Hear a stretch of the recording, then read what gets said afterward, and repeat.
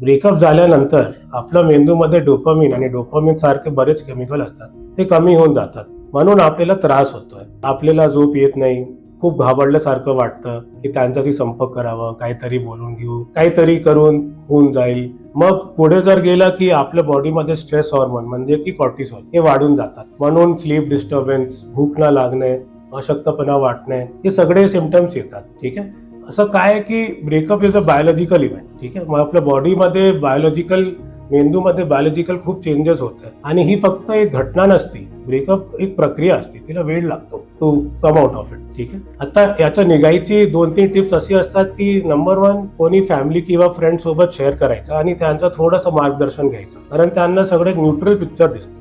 आपण थोडासा परेशान असतो, थोडासा आजारी असतो, मग आपल्याला काय निर्णय घ्यायची आहे हे कळत नाही. मग फ्रेंड्स किंवा फॅमिलीची हेल्प घेतली की ते बरं असतं. सेकंड, स्वतः सोबत सहानुभूती ठेवायची.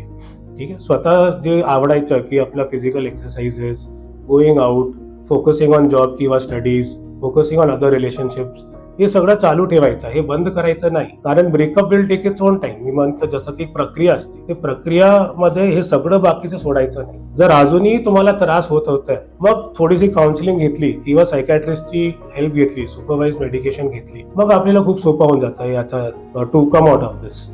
ठीक आहे. सो इट्स व्हेरी इम्पॉर्टंट की आपण हे रिअलाइज करू की ब्रेकअप एक मेंदूसाठी शारीरिक धक्का आहे. थोडेसे बायोलॉजिकल चेंजेस होतात, केमिकल वर खाली होतात, हॉर्मोन्स वर खाली होतात, म्हणून शरीरमध्ये आणि मेंदूमध्ये याचे लक्षण दिसतात. पण इफ गाइडेड प्रॉपरली, जर प्रॉपर गायडन्स घेतली, देन 90-95% लोक निघून जातात.